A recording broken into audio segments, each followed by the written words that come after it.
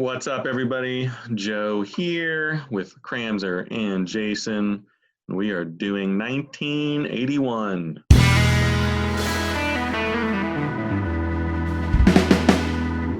Well, we are into the 80s now.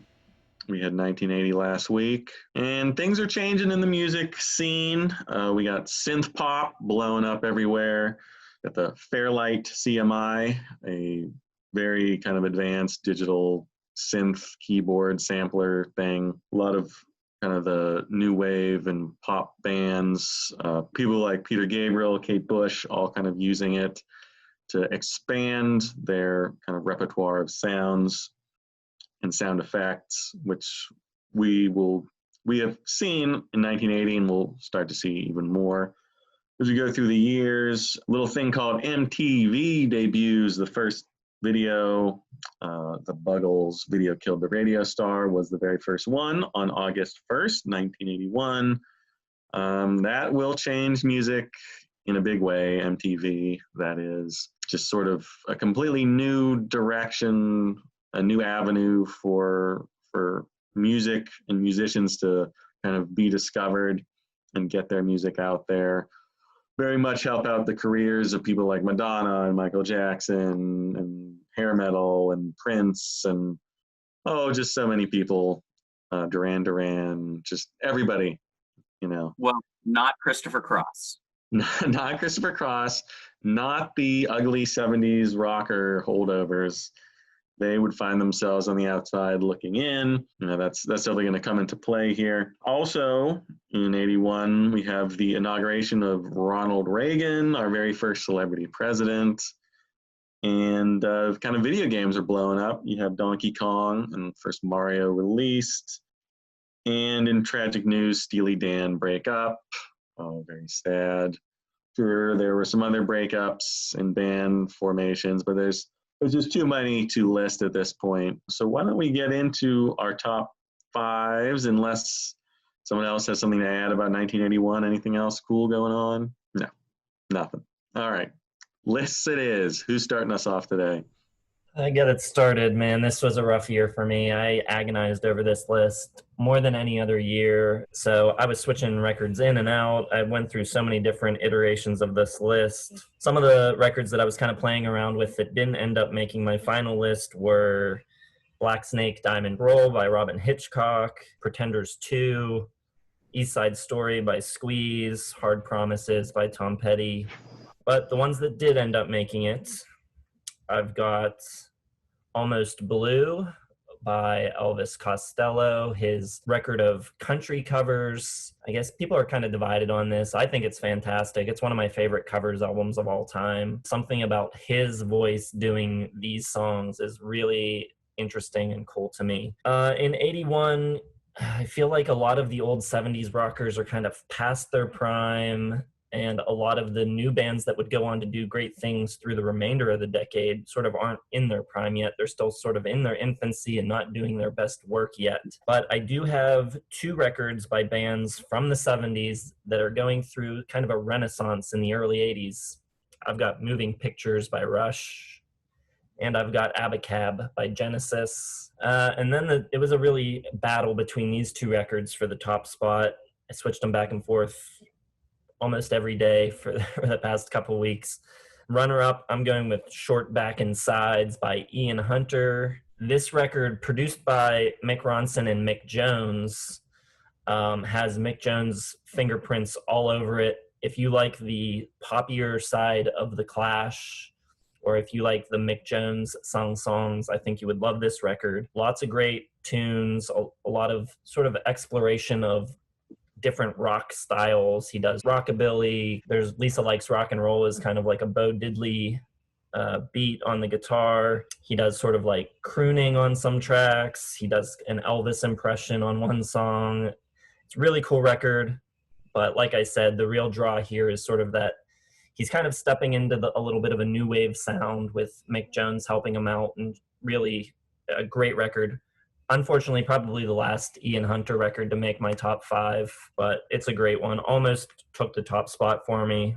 But the number one spot, making my list twice in 1981, is Trust by Elvis Costello.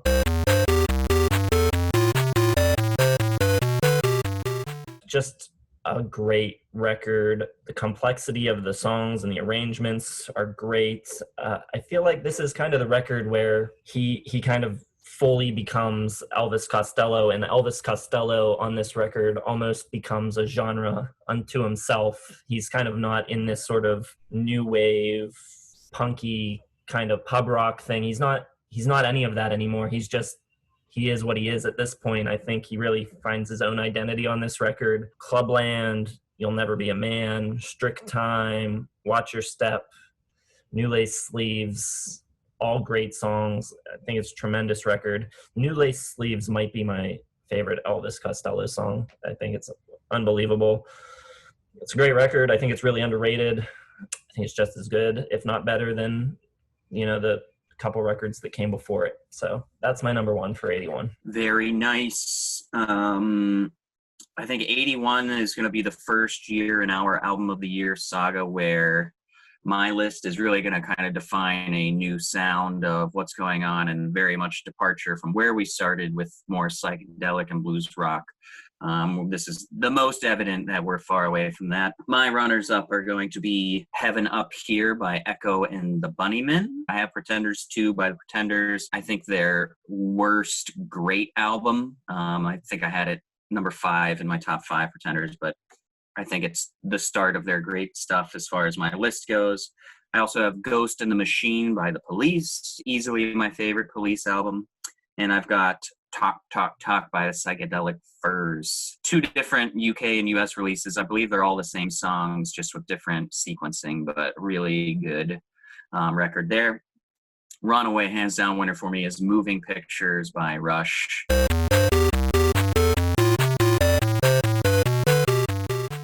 Most people consider this to be the best Rush album. We'll see.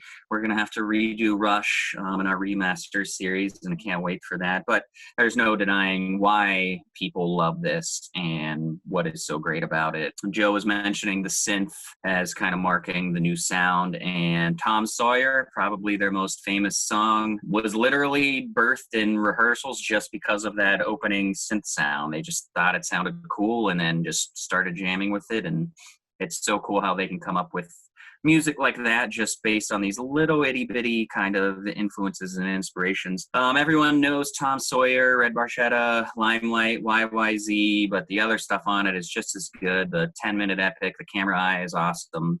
Vital Signs is fantastic. Witch Hunt. This is maybe their best sounding album.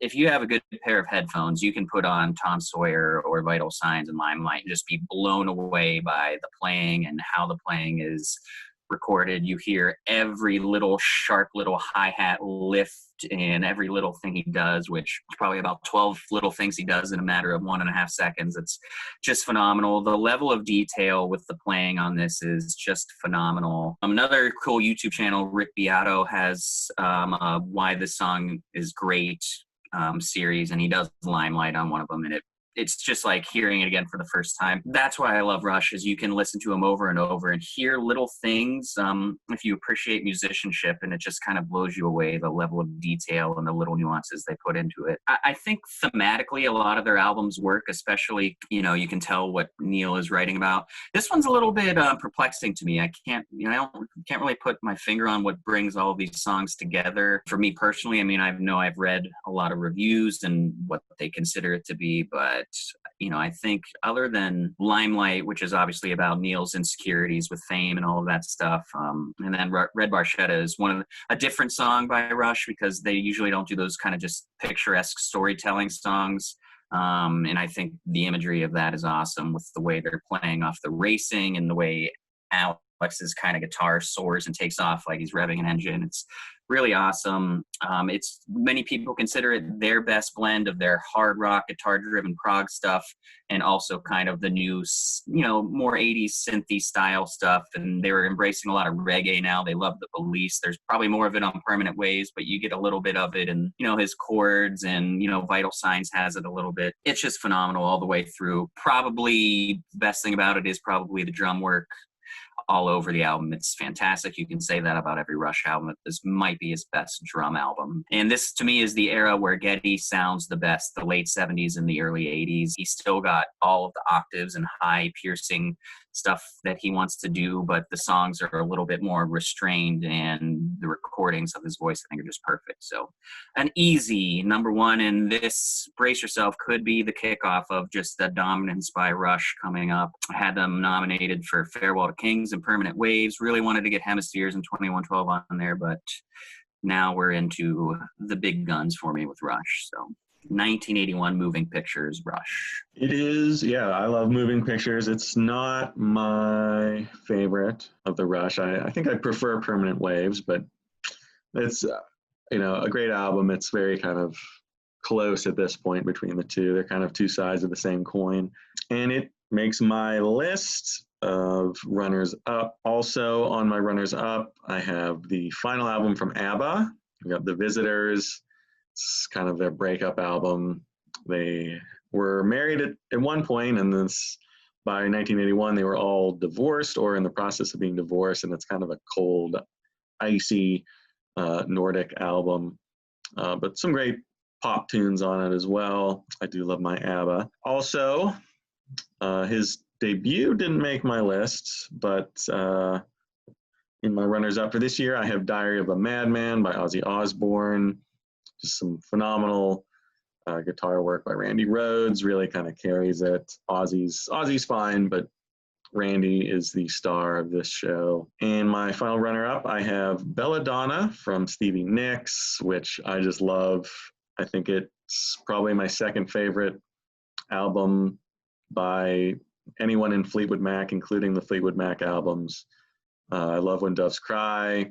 She does a country tune again, When the Glitter Fades, and it really makes me wish she'd done a whole country album because it's just awesome. But the number one is just Runaway. This is one of the more dominating performances by any album in any year, and Jason ruined it for me, but Trust by Elvis Costello is number one.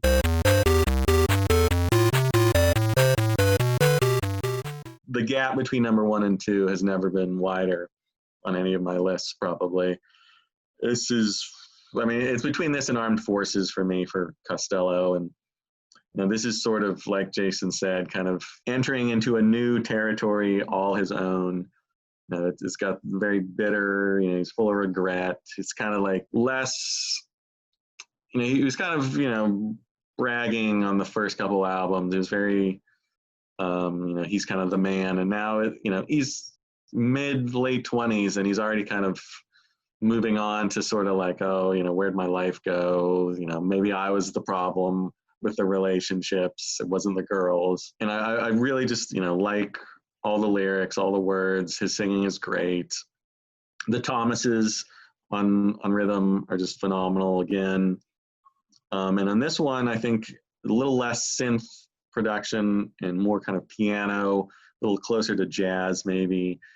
But the production, Nick Lowe's fantastic. He's jumping around to different sounds.